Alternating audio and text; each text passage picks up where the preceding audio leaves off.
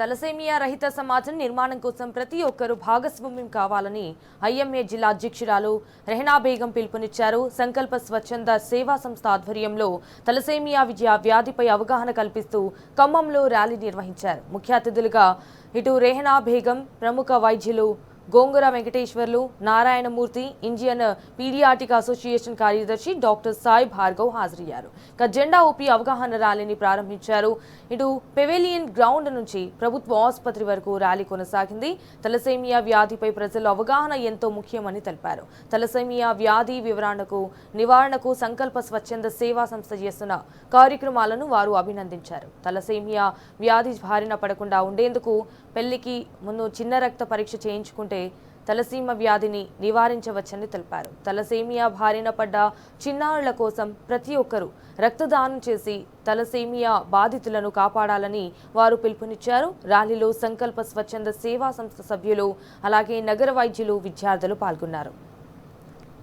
అనేది జీన్స్ ద్వారా ఫ్యామిలీస్లో క్యారీ అవుతూ ఉంటుంది. అది 2 స్టేజెస్లో ఉంటుంది. క్యారియర్ స్టేజ్ అంటే మనకి పైకి దాన్ని అది తెలియకుండా మన జీన్స్లో ఉండొచ్చు. కొంతమందికి పిల్లలకి ఎక్స్ప్రెస్ అయినప్పుడు ఈ థాలసీమియా వ్యాధి గురైనప్పుడు వాళ్ళల్లో రక్తహీనత అనేది జరుగుతుంది. రక్త కణాలు తేడా ఉండడం వలన అవి బ్రేక్ అవుతూ ఉంటాయన్నమాట. సో వీళ్ళకి జాండీస్ అని అస్తమాను వీళ్ళకి బ్లడ్ ట్రాన్స్ఫ్యూజన్ రక్తం ఎక్కించాల్సిన అవసరం ఉంటుంది. చిన్న పిల్లలుగా ఉన్నప్పుడే వాళ్ళు అస్తమాను రక్తం ఎక్కించుకోవడం వల్ల వాళ్ళ లైఫ్ స్పాన్ ఎక్కువ రోజులు ఉండదన్నమాట. సో ఇప్పుడు దీనికి ఏంటంటే అవేర్నెస్ ఉంది. నెక్స్ట్ అదేవిధంగా డయాగ్నోసిస్ కూడా చేయొచ్చు. మనం క్యారియర్ స్టేట్లో ఉన్నారా, వాళ్ళ ఎక్స్ప్రెషన్లో ఉన్నారా అనేది హెచ్బి ఎలక్ట్రోఫోరెసిస్ వల్ల మనం అన్నీ దీన్ని తెలుసుకోవచ్చు అనమాట. ఇది కొన్ని ప్రాంతాల్లో ఎండమిక్గా కూడా ఉంటుంది. కాబట్టి దీని గురించి మనం తెలుసుకొని పిల్లల్లో ఈ వ్యాధిని నివారించవచ్చు. ప్రెగ్నెన్సీ లేడీస్ కూడా ఈ టెస్ట్ చేయించుకుంటే ఈ వ్యాధిని పిల్లల్లో నివారించవచ్చు. వాళ్ళు పడే బాధ చాలా అది చెప్పలేని బాధ అనమాట. అస్తమాను బ్లడ్ ట్రాన్స్ఫ్యూజన్ ఎక్కించుకొని నీడిల్ ప్రిక్స్ ఇవన్నీ అవ్వడం వల్ల. కాబట్టి ఈ అవగాహన ప్రజల్లో మీరు సృష్టించాలి.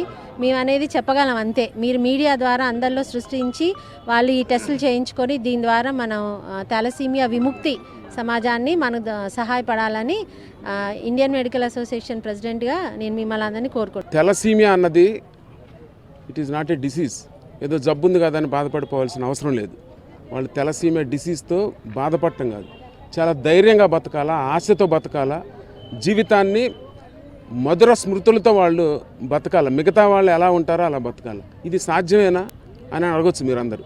ఖచ్చితంగా సాధ్యమైంది. ఎందుకంటే మనం ఇప్పుడున్న యుగంలో ఏఐ రోబోటిక్ టెక్నాలజీతో వచ్చాం.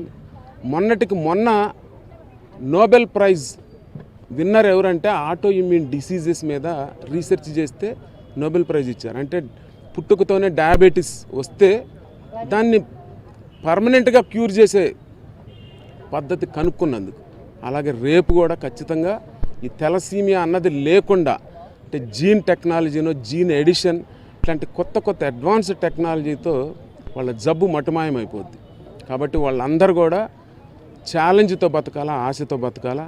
మొదటి పాయింట్ ఏంటంటే తలసీమియా పిల్లలు కానీ సికిల్ సెల్ పిల్లలు కానీ వాళ్ళకు వచ్చే ఈ వ్యాధి వల్ల ఫ్రీక్వెంట్గా బ్లడ్ ట్రాన్స్ఫ్యూజన్స్ అవసరం అవుతుంటుంది. దానికోసం అని చెప్పేసి మన ప్రజలుగా మనవంతు సహాయంగా మనం బ్లడ్ డొనేట్ చేయగలిగితేనే వాళ్ళకి బ్లడ్ ఇవ్వడం వల్ల వాళ్ళ ఆరోగ్యాన్ని, వాళ్ళ లైఫ్ని ఇంకొంచెం పొడిగించడం అవుతుంది. రెండోది ఏంటంటే ఇప్పుడు జరగబోయే మ్యారేజ్ అందరూ కూడా తప్పకుండా ముందస్తుగా క్యారియర్స్ ఉన్నారా లేదా అని తెలుసుకొని వాళ్ళ ప్రకారం వాళ్ళు చూసుకొని పెళ్ళిళ్ళు జరిగేటప్పుడు చూసుకుంటే నెక్స్ట్ జనరేషన్కి ఇది రాకుండా సహాయపడగలుగుతాం. సో ఇలాంటి కార్యక్రమాలు ఇంకా ఎక్కువ జరిగి ప్రజల్లో ఇంకా ఎక్కువగా అవేర్నెస్ రావాలని కోరుకుంటున్నానండి.